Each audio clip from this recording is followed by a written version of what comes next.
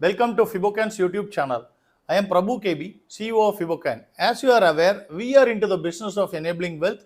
We enable wealth through training, coaching, mentoring, enabling students, investors, and everyone who is taking our trainings and watching our video to make their own investment decision through an informed decisions.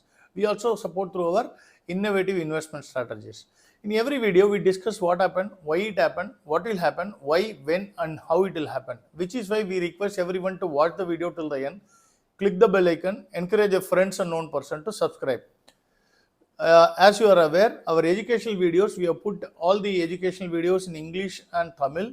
So I would request and urge everyone to watch the video and also encourage your friends, students particularly, to watch them because they are very useful and it will improve their knowledge and overall confidence level also will be improved. So today is May 8, 2023, Monday, sorry, and Bank Nifty closed 1.46% up at 43,284. Nifty closed 18,264.40, 1.08%. So last 2 days we didn't put our video. Friday we didn't put our video, and the global markets video also we couldn't put due to some personal reasons. But notwithstanding that, what had happened today? See, on Friday market fell. There was a gap down opening and market fell. But the fall that it had, particularly for Nifty, was driven primarily by two stocks, HDFC twins, HDFC Bank and HDFC. And the kind of candle that it formed, Nifty and closed, was an indication that unless otherwise, the exponential moving average, if you would have watched my videos regularly, you would have known that I often repeat this statement. Unless otherwise, the exponential moving average is broken down decisively, which it didn't happen because there was a overbought. Hence, there is a big pullback. I would call more of a pullback rather than a reversal.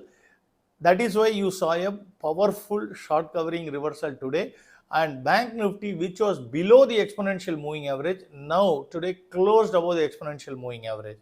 Not only that, Nifty that day itself, it was above the 8 and 10 exponential moving average.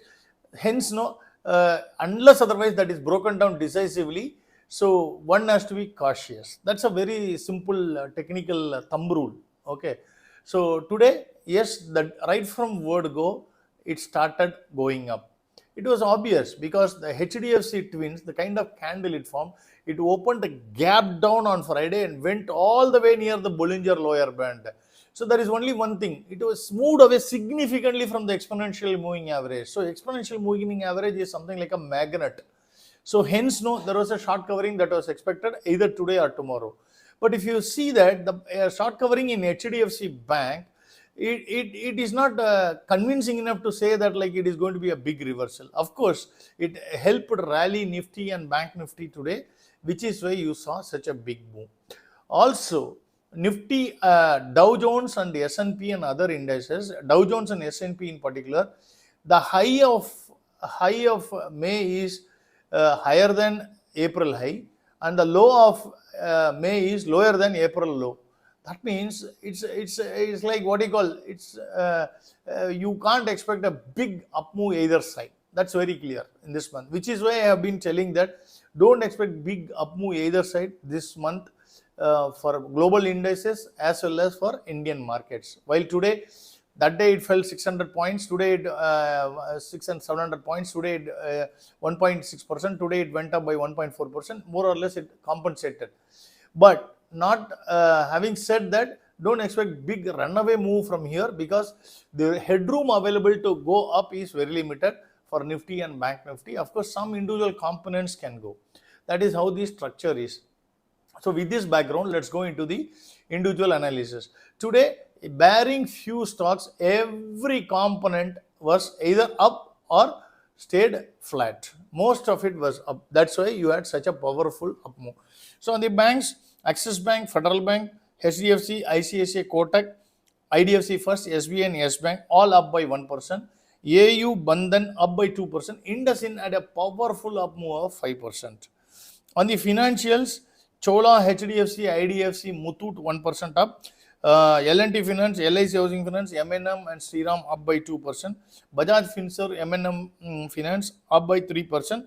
Bajaj Finance had a big up move of 4%, while Manappuram had a big up move of 5%. So Bajaj Finance, now in the short term, it is really looking good, but how long it can go, we have to see, because it is moving up nicely in the daily charts, and now it is just taken out the 200-day moving average. If it is staying above that, yes, one can consider for a long-term investment purpose. If it stays above that decisively, that's the point one has to note. Right? On the insurance and cards, ICICI General, ICICI Pru, SBI Life 1% up, HDFC Life and SBI cards up by 2%. And oil and telecom, both Bharti and Reliance up by 1%. On the IT, Apple, Infi, Intellect, LTIM, LTTS, Emphasis, TCS, Techem up by 1%. Birlasoft and HCL up by 2%. On the consumer goods, Pidilite down 1%. That's the only stock, if I am right, that's down, apart from a few other stocks in other categories. Pidilite 1% down. Bata, HUL, ITC, Page, Titan 1% up. DMart 2% up. On the automobiles, Ashok Leyland, Eicher, Escorts, Hero Motors, M&M, Maruti, Motherson, TVS all up by 1%. Bharat Forge up by 2%, while Tata Motors had a big up move of 5%. Metals, coal fell 2%. Jindal, Tata Steel, Vedanta, Hindal up by 1%. Hindalco, National Aluminium and SAIL up by 2%. So JSW is looking slightly weak, so one has to be cautious with that. Health and Pharma, Dr. Reddy's, Lalpa, Sun Pharma down 1%. On the upside, Cipla up by 1%, while Metropolis had a 4% up move. In the others category, Adani Enterprise, Havells, Nykaa, Polycab, Zomato down 1%.